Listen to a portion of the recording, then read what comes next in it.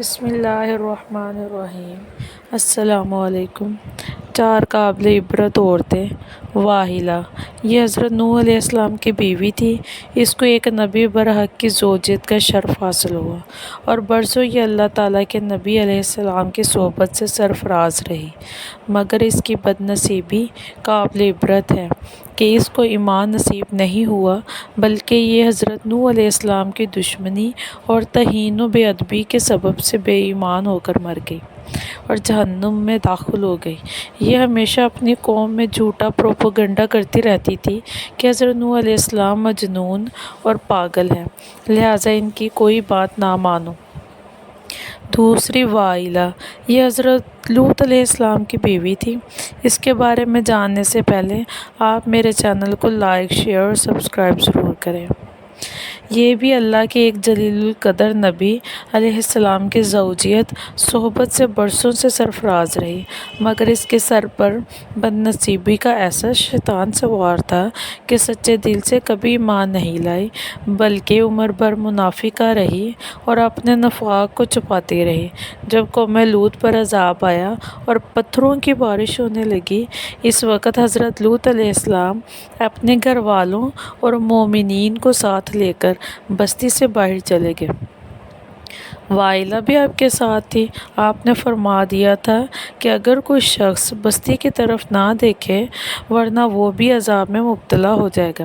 چنانچہ آپ کے ساتھ والوں نے کسی نے بھی بستی کی طرف نہیں دیکھا اور سب عذاب سے محفوظ رہے، لیکن واحلہ چونکہ منافق تھی، اس نے حضرت لوط علیہ السلام کے فرمان کو ٹکرا کر بستی کی طرف دیکھ لیا اور شہر کو الٹ پلٹ ہوتے دیکھ کر چلانے لگی، یا قوم ہائے رے میری قوم، ہائے رے میری قوم۔ یہ زبان سے نکلتے ناگہاں عذاب کا ایک پتھر اس کو بھی لگا اور یہ بھی ہلاک ہو کر جہنم رسید ہو گئی۔ آسیہ بنت مزاحم رضی اللہ عنہا، یہ فرعون کی بیوی ہیں۔ فرعون تو حضرت موسیٰ علیہ السلام کا بدترین دشمن تھا، لیکن حضرت آسیہ رضی اللہ عنہا جب جادوگروں کو حضرت موسیٰ علیہ السلام کے مقابلے میں مغلوب ہوتے دیکھ لیا تو فوراً ان کے دل میں ایمان کا نور چمک اٹھا اور وہ ایمان لے آئی۔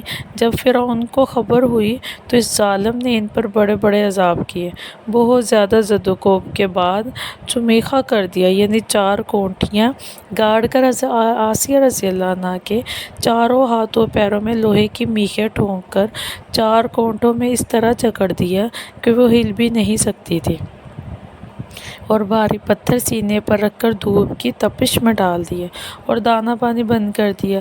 لیکن ان مصائب و شدائد کے باوجود وہ اپنے ایمان پر قائم و دائم رہیں اور فرعون کے کفر سے خدائے عز و جل کی پناہ اور جنت کی دعائیں مانگتی رہیں۔ اسی حالت میں ان کا خاتمہ بالخیر ہو گیا اور وہ جنت میں داخل ہو گئیں، اور ابن کسیان کا قول ہے کہ وہ زندہ اٹھا کر جنت میں پہنچا دی گئیں۔ مریم بنت عمران رضی اللہ عنہا، یہ چوتھی عورت ہے جو حضرت عیسیٰ علیہ السلام کی والدہ ہیں۔ چونکہ حضرت عیسیٰ علیہ السلام ان کے شک میں بغیر باپ کے پیدا ہوئے، اس لیے ان کی قوم نے طعن اور بدگوئیوں سے ان کو بڑی بڑی ایذا پہنچائی، مگر یہ صابر رہ کر اتنے بڑے بڑے مراتب و درجات سے افراز ہوئیں کہ خداوند قدوس نے قرآن مجید میں ان کی مداح و ثنا کا بار بار خطبہ ارشاد فرمایا۔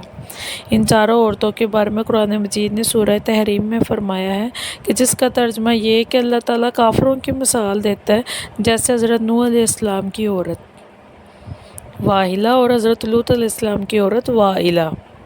یہ دونوں ہمارے 2 مقرب بندوں کے نکاح میں تھی، پھر ان دونوں نے ان دونوں سے دغا کیا تو وہ دونوں پیغمبران ان دونوں عورتوں کے کچھ کام نہ آئے۔ پھر ان دونوں عورتوں کے بارے میں خدا کا یہ فرمان ہو گیا کہ تم دونوں جہنمی عورتوں کے ساتھ جہنم میں داخل ہو جاؤ۔ استغفر اللہ۔ اور اللہ تعالیٰ مسلمانوں کی مثال بیان فرماتے ہیں۔ اب فرعون کی بیوی آسیہ جب انہوں نے عرض کی کہ اے میرے رب، میرے لیے اپنے پاس جنت گھر بنا اور مجھے فرعون اور اس کے کام سے نجات دے اور مجھے ظالم لوگوں سے نجات بخش، اور عمران کی بیٹی مریم جس نے اپنے پارسائی کی حفاظت کی تو ہم نے اس میں اپنی طرف کی روح پھونکی اور اس نے اپنے رب کی باتوں اور اس کی کتابوں کی تصدیق کی اور فرما برداروں سے ہوئی، اس درس میں حضرات وائلہ اور واہلہ دونوں نبی کی بیویاں ہو کر کفر و نفاق میں گرفتار ہو کر جہنم رسید ہوئیں، اور فرعون جیسے کافر کی بیوی حضرت آسیہ ایمان کامل کی دولت پا کر جنت میں داخل ہوئیں، اور حضرت آسیہ حق کے ظاہر ہو جانے کے بعد اس طرح ایمان لائیں کہ فرعون کے سب آرام و راحت کو ٹھکرا دیا، اور بے پناہ تکلیفوں اور ایذاؤں کے باوجود اپنے ایمان پر قائم رہی۔ بلا شبہ یہ باتیں قابل عبرت ہے۔ بے شک اللہ تعالیٰ ہمیں ایمان کی دولت سے سرفراز فرمائے، آمین۔ اور میرے چینل کو لائک، شیئر اور سبسکرائب پلیز ضرور کیا کریں۔ Thank you, Allah.